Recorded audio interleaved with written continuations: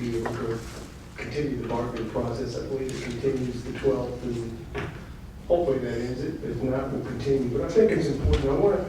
I don't think there's anything I could possibly say that would make the room happy right now, but I do want to tell you where I stand on a lot of things that were said tonight. This is my third superintendent, and I think this particular round of hiring superintendents, I don't recall the other two where teacher morale was so high on the list. We wanted teacher. So the board, I think, was pretty much in agreement that there was already a morale problem a couple of years ago. It was beginning to hit.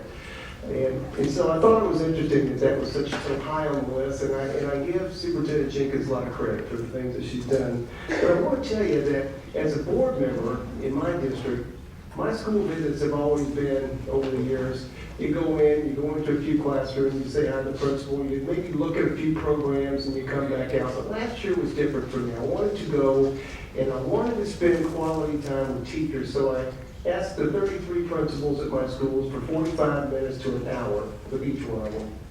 And I discovered that if I took the first 15 minutes and told them what was on my heart, which, if you read the paper and you check out the things that I'm doing, you probably know pretty much what's on my heart. And I got a lot of information from teachers. And I wanted to make sure that I wasn't just getting information from a few teachers here and there. It's across the board. The total was 1,500 teachers talked to me. And the ones that didn't talk, I had index cards in my home. I've got them stacked this high.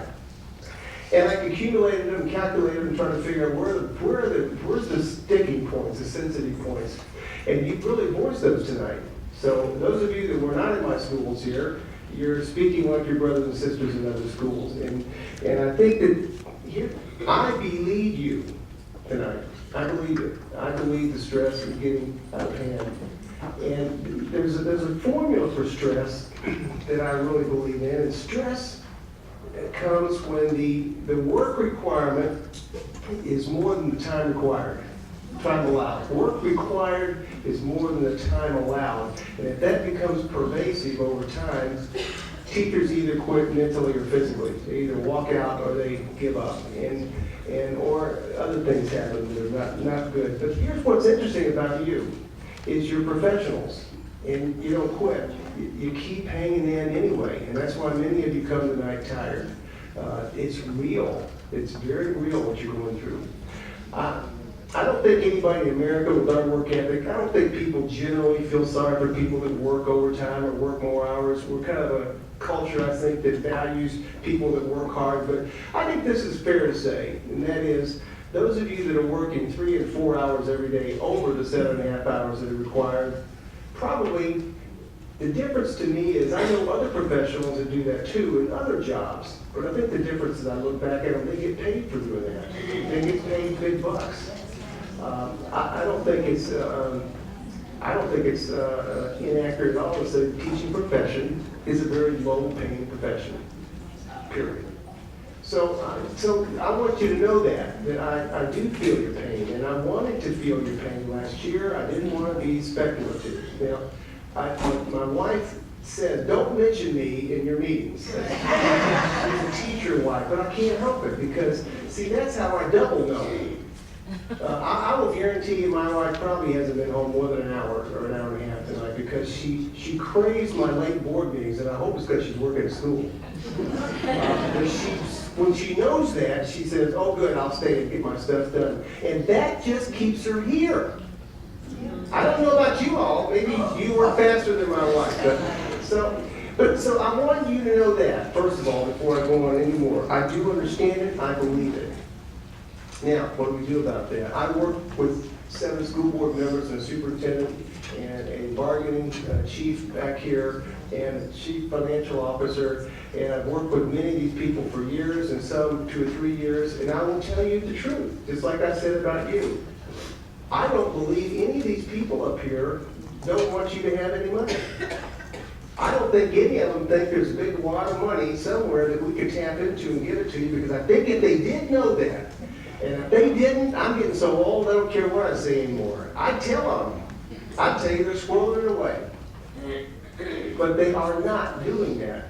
We're desperately trying to find the money we can to get to. Now, it could be that there's, the man that says in the middle is where the action is. And so I don't know, we'll continue to look for that because we're continuing to bargain. But I just wanted you to know that I represent you on the school board with the board that I believe is genuinely interested in your salaries. I do. And I believe as a teacher, and this is my 40th year as a teacher. I just teach big people now. I teach teachers. But I believe you. I know full well what you do. And I was lucky. When I was a teacher in 1972 at Walker Junior High School, I didn't work this hard. I actually had fun teaching.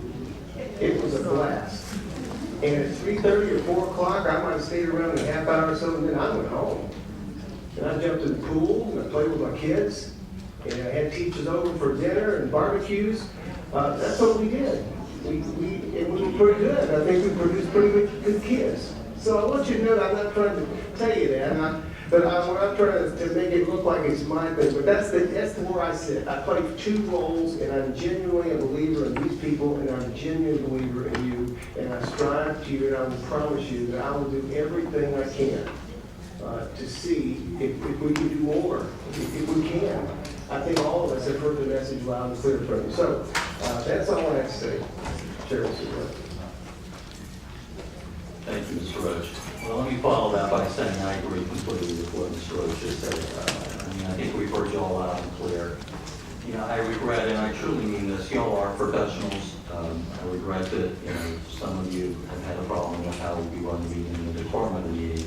That's my job as a chair, and I hope you understand that. And one thing that's always mystified me after years in government about school boards is why some folks, and it's not true of the entire audience, think somehow that these meetings are different than the county commission or city council or the legislature or not. So I hope you understand it's our job to maintain the decorum of the meeting, and my job to do that. I do regret we got off on the wrong foot with the break. Frankly, I think you're going to be back here. I have a feeling in a month or two, and when we do that, I'll make sure we go right into speakers. I sort of jokingly or laughed with one of your members and said, I've never had a crowd in my life get upset about taking a break after 2 hours and seem to go to the bathroom and get a drink. But next time I can understand how that upsets some of y'all. We'll go right into the speaking. We really do care about this issue. I'll recount a conversation I had with my sister, who's a teacher in Chicago Public Schools recently. We had a family reunion, and she's about a 15-year teacher up there. And I said to her, because she misses Florida, I said, you should come back to Florida. And if you did, I know some folks in different school systems, not ours, but in other counties, I can go back and try to get a job for you. She scoffed. She said, Bill, do you know how much I make in Chicago Public Schools? I said, no, how much? $78,000 a year after 15 years. I wish we could pay you that kind of money.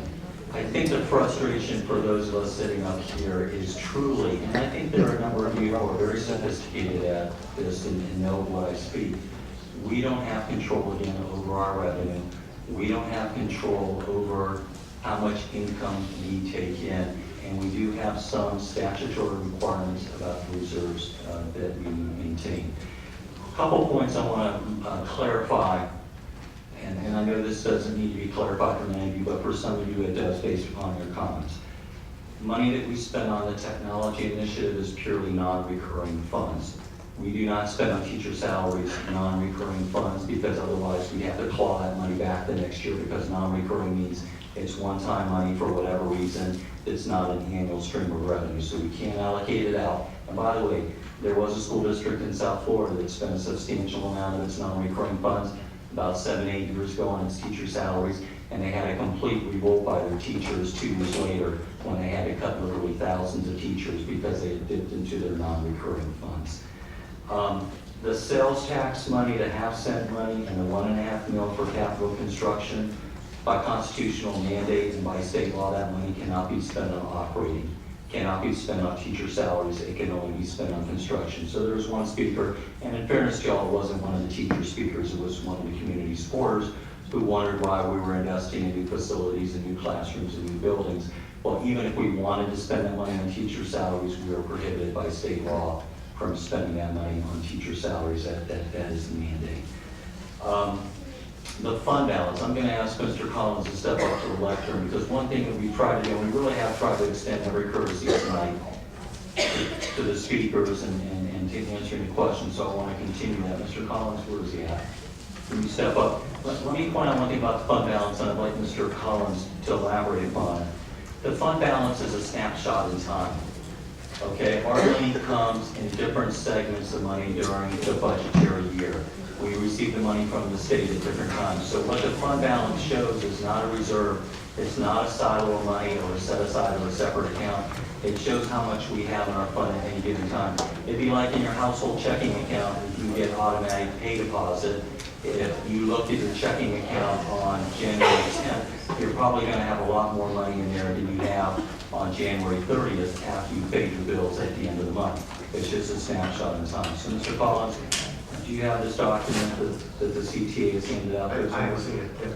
Okay, can you clarify why at that time, when you gave them these answers, the instruction budget was $1,052,000,000 and the actual was $820 million? Do you have that? Yes, I Do you remember throwing that up? Right. Yeah, the difference there is because of the budgeting process that we use where we actually appropriate the non-recurring funds each year. If you look at that the non-recurring dollars end up in your fund balance, we actually appropriate those the following year. If we don't spend them for non-recurring, then they end up in your ending fund balance the next year. So that's why your budget numbers look higher, is because we've included those non-recurring funds in appropriations, and we don't always spend them. Dr. Jenkins addressed that earlier. Okay.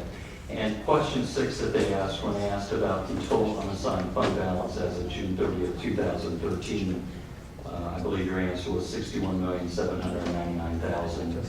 Can you explain the purposes of that money and why was it $61 million at the time as of that date? Right. Let me just start with a very brief discussion of the total fund balance and what it all means. Fund balance in total is just the result of operations for the year. What is left over after the operations of the year? Some of those dollars that are in your ending fund balance are obligated for various reasons. They may be categorical funds that have not been spent.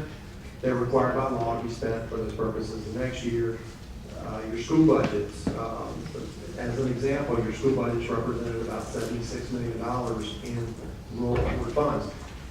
We do not take those dollars back. Once we allocate those dollars out to the schools, they're entitled to keep those and use them to buy supplies and things for the next year. So that's part of your ending fund balance. So you have a lot of obligated portions of your fund balance. Once you subtract all those things out, you end up with two major categories. The two major categories is your 3% contingency that the board asked us to set aside, and that happens to be $41 million for this year. We'll have to double check on that. The rest of it that we're talking about, we call it non-recurring dollars. Those are non-recurring dollars that we set aside to be used for one-time purposes that we address during the year. Dr. Jenkins mentioned a few of those. The teacher training program that we used this past summer, we set aside about $13.8 million, I believe, for that out of non-recurring dollars, one-time use. Digital curriculum program, $10.8 million out of your operating budget. So those dollars are already being spent for those purposes.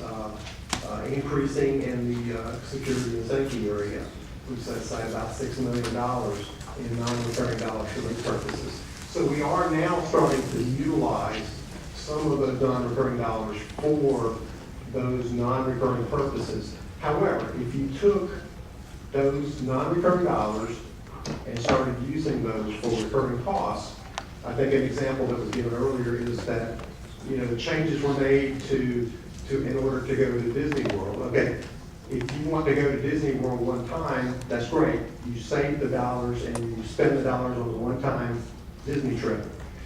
Now, if you've got to go to Disney every year, that's a recurring event, so that's your new baseline. So if you want to go to Disney World and SeaWorld, you're going to have to have a recurring source of funds to pay for your Disney World trip and or your SeaWorld trip. So that's the way we budget. We budget recurring funds for those types of events that are going to be recurring. Otherwise, you get like you said earlier, you give a pay raise 1 year, and take the pay raise back the next year. We do not want to do that. And the last question that was asked by a speaker, can you briefly just explain what happens to any interest that we may accrue or earn on any money sitting in our accounts during the year? Yeah, I think the speaker was referring to the deferred payment program where we basically pay people several paychecks in June, which allows them to use that money over the summer break. That's their choice. Otherwise, we would just pay them over their 10-month working year. If they don't want us to do that, and we do not pay interest on that, the CFE credit union, which is the credit union that we most of us utilize, they have a summer pay plan where they actually do pay an interest rate on that summer pay money. So the money actually goes into a savings account essentially for the teacher, and then they can draw it out during the summer with the interest that was earned on it. So that's one of the options, but that's solely the choice of the teacher. If most teachers get paid over the 10-month period that they work, if they choose to get paid several paychecks in June and defer that pay until June, we accommodate that through our payroll process, but we do not pay them additional interest on that money. Okay, and I may have misunderstood the question, but I think that the question, excuse me 1 second, I think the question was based upon a belief that we are earning, who knows what, 10 millions or tens of millions on hundreds of millions sitting in bank accounts. So I guess my question is, 1, is that true? And 2, any interest that we do earn on any fund balances before they're expended, is that money budgeted for in any account? Right, any money that is earned by the district is included in the revenues of the district and is used for the balance of the budget. Okay. Yes, sir. All right, thank you, Mr. Collins. All right, Mr. Ross.